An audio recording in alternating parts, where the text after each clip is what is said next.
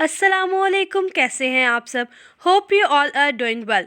मैं आप सबका वेलकम करती हूं अपने YouTube channel literature of English में। सो गाइस, आज का हमारा टॉपिक है रशियन फॉर्मलिज्म। रशियन फॉर्मलिज्म को समझने के लिए आपको न्यू क्रिटिसिज्म का पता होना ज़रूरी है। मैंने डिटेल लेक्चर बनाया हुआ है न्यू क्रिटिसिज्म के ऊपर, मैं डिस्क्रिप्शन में लिंक डाल दूंगी, आप लोग वहाँ से न्यू क्रिटिसिज्म का लेक्चर सुनिएगा और फिर रशियन फॉर्मलिज्म को करना आपके लिए बहुत ज़्यादा आसान हो जाएगा। ठीक है जी, तो स्टार्ट करते हैं अपना लेक्चर।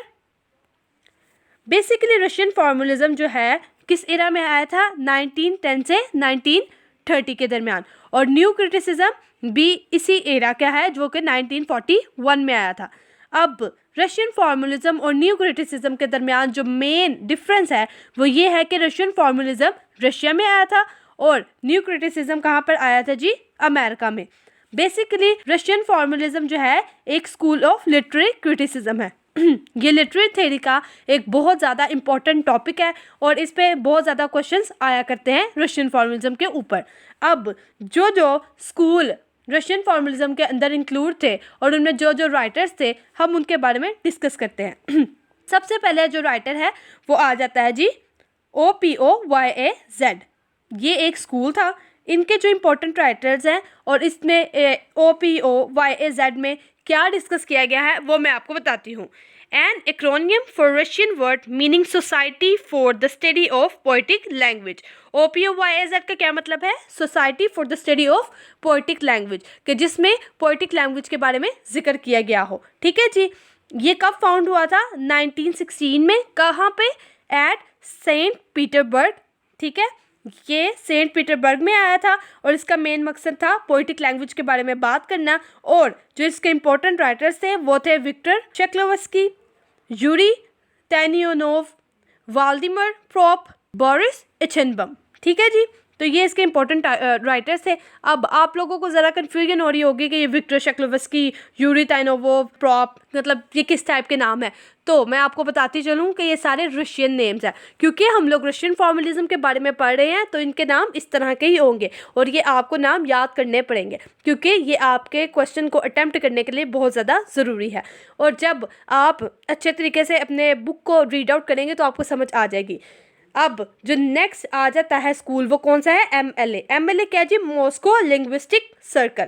ठीक है जी, और इसके इम्पोर्टेंट राइटर्स कौन से थे, रोमन जैकॉब्सन एंड बोरिस टोमेसविस्की। ठीक है जी। अब आपको पता होना चाहिए कि MLA में मॉस्को लिंग्विस्टिक सर्कल के बारे में जिक्र है, लिंग्विस्टिक के बारे में। नेक्स्ट आ जाती है जी PLA, प्रेग लिंग्विस्टिक सर्कल। प्रेग एक जगह का नाम है जिसके बारे में ये स्कूल है और इसके इम्पोर्टेंट राइटर है रेने वेलिक एंड जॉन मोरकोविस्की। ठीक है, ज़्यादातर इन रशियन राइटर्स के आगे विस्की वर्ड यूज़ होता है और ये रशिया में बहुत इंपॉर्टेंट माना जाता था। ठीक है जी, और अब आप लोगों को जो सबसे इम्पोर्टेंट बात है पता ये होना चाहिए कि बेसिकली रशियन फॉर्मलिज्म क्या होता है। तो रशियन फॉर्मलिज्म बेसिकली इसको कहते हैं, सबसे पहले रशिया से आपको जाहिर हो रहा है कि रशिया मतलब एक जगह कंट्री का नाम है और वो हो गया। फॉर्मलिज्म क्या है, फॉर्मलिज्म शो करता है टेक्स्ट को, टेक्स्ट के स्ट्रक्चर को, उसके राइम को, उसके मीटर को। ठीक है, ये सारा क्या होता है जी, फॉर्मलिज्म। अब रशियन फॉर्मलिज्म और न्यू क्रिटिसिज्म के दरमियान जो मेन डिफरेंस है वो इसी बात का है कि रशियन फॉर्मलिज्म का मेन फोकस होता है वो सिर्फ फॉर्म पर, स्ट्रक्चर पर, राइम पर, मीटर पर होता है। लेकिन जो न्यू क्रिटिसिज्म का होता है वो टेक्स्ट पर होता है, टेक्स्ट की फॉर्म पर, टेक्स्ट के मटेरियल पर और टेक्स्ट के स्ट्रक्चर पर फोकस होता है। बेसिकली दोनों में एक ही तरह की बात है कि उसमें भी फॉर्म पे जिक्र होता है और उसमें भी फॉर्म का, लेकिन न्यू क्रिटिसिज्म में टेक्स्ट की फॉर्म का जिक्र होता है और रशियन फॉर्मलिज्म में मेन फोकस हमारा फॉर्म के ऊपर होता है। समझ आ गई आपको इतनी। नेक्स्ट मैं अब आप लोगों को आप बताती हूँ कि कौन कौन से मेन पॉइंट्स है इसमें और रशियन फॉर्मलिज्म की डेफिनेशन क्या है। So, Russian formalism basically is the systematic method of analysis of a literary work. ठीक है, इसको क्या कहते हैं हम लोग, रशियन फॉर्मलिज्म। ये आप नोट कर लीजिएगा कि systematic method of analysis of literary work को हम लोग रशियन फॉर्मलिज्म कहते हैं। अब जब आपको क्वेश्चन आएगा ना, तो आप लोगों ने क्या करना है, आपने ये लिख देना है कि ये 1910 से 1930 के दरमियान आई थी, ये स्कूल ऑफ लिटरेरी क्रिटिसिज्म है। उसके बाद OPOJYZ के बारे में आपने बताना, फिर MLC के बारे में बताना, PLC के बारे में। जब आप ये बातें बताएंगे ना, और उसके बाद आप इसके राइटर्स के नेम एज इट इज़ याद करके लिख लेंगे, तो ये सबसे ज़्यादा इंपॉर्टेंट होगा आपके क्वेश्चन को अच्छा बनाने के लिए। नेक्स्ट, जब आप लोग बता देंगे, अगर क्वेश्चन में पूछा गया हो कि रशियन फॉर्मलिज्म और क्रिटिसिज्म, न्यू क्रिटिसिज्म का डिफरेंस क्या है, तो मैंने आप लोगों को क्लियरिटी से बता दिया कि रशियन फॉर्मलिज्म का मेन फोकस होता है फॉर्म के ऊपर, लेकिन जो न्यू क्रिटिसिज्म है उसका मेन फोकस होता है टेक्स्ट की फॉर्म के ऊपर। समझ आ गई है आप लोगों को? तो मैं आप लोगों को रिकमेंड करती हूँ कि आप काइंडली प्लेलिस्ट में जाकर पहले के न्यू क्रिटिसिज्म का लेक्चर सुनिएगा। लिटरेरी थ्योरी की प्लेलिस्ट होगी, उसमें न्यू क्रिटिसिज्म का लेक्चर होगा। जब आप ये सुन लेंगे तो आपको रशियन फॉर्मलिज्म करना बहुत ही आसान हो जाएगा। अब बताते हैं आपको कि फॉर्मलिज्म जी स्ट्रक्चर को कहते हैं। वही मैंने आपको बता दिया कि systematic method of analysis of literary work को हम लोग रशियन फॉर्मलिज्म कहते हैं। अब जो इसमें मेन 3 बातें आती हैं, जो मेन 3 फॉर्मलिज्म की फॉर्म्स हैं, वो क्या हैं जी? Mechanical formalism, organic formalism and linguistic formalism. ठीक है जी। मैकेनिकल फॉर्मलिज्म है ना, देखें इसका आप ताल्लुक यही समझ लें कि मैकेनिक्स से आएगा। किस तरह से मैकेनिक्स से ताल्लुक इसका आएगा कि ये ऐसा लिटरेरी वर्क है जो कि एक मशीन की तरह काम करता है। अब कैसे? अब जब एक राइटर जो है ना किसी चीज़ के बारे में बुक लिखता है, किस चीज़ के बारे में बुक लिखता है? जिसको वो बयान करना चाहता है अपनी ऑडियंस के सामने, अपने अवाम के सामने, सबको बताना चाहता है कि इंसान को चाहिए कि इन चीज़ों पर फोकस करे।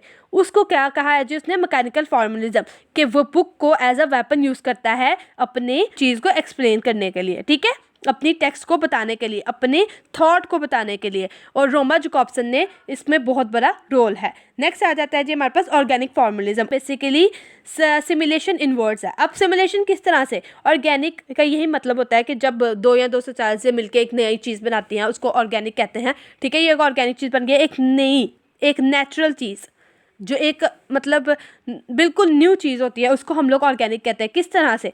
अब जो 2 चीज़ें, मिली हुई 2 चीज़ें होती हैं, मतलब एक यॉनर हमारे पास मौजूद था, उसकी जैसा सिमिलर एक दूसरा यॉनर है, उनकी जब मिल के एक नया नेचुरल चीज़ प्रोड्यूस होगी, उसको हम लोग कहते हैं जी ऑर्गेनिक फॉर्मलिज्म। चेक करते हुए उसकी फॉर्म, स्ट्रक्चर, राइम, मीटर और एजोनेस, कॉन्सोनेंस, ये सारा कुछ चेक करते हुए। ठीक है जी, ये हो गया हमारे पास ऑर्गेनिक फॉर्मलिज्म। और इसमें जो इम्पोर्टेंट राइटर है वो है व्लादिमीर प्रॉप, और उसकी इम्पोर्टेंट वर्क है मॉर्फोलॉजी ऑफ फोकटेल, जो कि 1928 में पब्लिश हुआ था। नेक्स्ट, अब मैं आपको बताती हूँ कि लिंग्विस्टिक फॉर्मलिज्म क्या होता है। लिंग्विस्टिक फॉर्मलिज्म के अंदर 2 चीज़ें आती हैं, एक आती है जी प्रैक्टिकल, एक आती है पोइटिक। प्रैक्टिकल लैंग्वेज वो होती है फॉर्मलिज्म जो मैं आपसे नॉर्मली बात कर रही हूँ, लेकिन एक पोइटिक लैंग्वेज वो होती है जिसमें शेर व शायरी होती है, जिसमें टेक्स्ट पढ़ के हम लोगों को अंदाज़ा हो जाता है कि इसकी फॉर्म क्या है, इसका स्ट्रक्चर क्या है, इसका मीटर क्या है, इसकी ड्राइम क्या है, इसके एजोनेंस वगैरह क्या है। ठीक है, और इसका बहुत ज़्यादा रोल स्ट्रक्चरलिज्म के साथ भी होता है। तो ये इंपॉर्टेंट बातें थी। अब मैं ये भी बताती हूँ कि देखिए, जिस तरह विलियम वर्ड्सवर्थ की पोइट्री देख के हम लोगों को पता लग जाता है ये नेचर के बारे में बात कर रहा है, जॉन डन की पोइट्री देख के पता लग जाता है कि इसमें थोड़ी सी सेंसुअल बातें होंगी। इसी तरह कीट्स के बारे में भी बात कर लें तो ये सारी चीज़ें जो है ना शो करती हैं कि किस तरह से हम लोगों को किसी चीज़ को लेकर चलना चाहिए। रशियन फॉर्मलिज्म के बस इतना ही साथ था। ठीक है, इसमें कोई बड़ी बात नहीं है। न्यू क्रिटिसिज्म का आपको पता होगा और रशियन फॉर्मलिज्म का खुद ब खुद पता अंदाज़ा हो जाएगा। बस इनके जो मेन लिटरेरी थ्योरी में बात होती है वो होते हैं राइटर्स के नेम। जब आपको राइटर्स के नेम याद होंगे तो आप अच्छे तरीके से अपने क्वेश्चन को अटेम्प्ट कर सकते हैं। न्यू क्रिटिसिज्म क्या है और रशियन फॉर्मलिज्म क्या है, मैं एक दफ़ा फिर बता देती हूँ आपको कि न्यू क्रिटिसिज्म अमेरिका में आया था और रशियन फॉर्मलिज्म जो है वो किसमें, रशिया में आया था। ठीक है जी। न्यू क्रिटिसिज्म बेसिकली फोकस करता है सिर्फ टेक्स्ट की फॉर्म पर, और रशियन फॉर्मलिज्म फोकस का मेनली है जी उसका फॉर्म के ऊपर, स्ट्रक्चर के ऊपर, राइम के ऊपर, मीटर के ऊपर। ये सारी बातें ठीक है क्लियर हो गई होंगी आपको। इंशाल्लाह आपसे मुलाकात होगी नेक्स्ट लेक्चर में, जिसमें मैं रीडर रिस्पॉन्स थ्योरी आपके लिए लेकर आऊँगी। तो आपको अगर कोई भी मुश्किल हो तो आप कमेंट सेक्शन में पूछ लीजिएगा। Thank you so much.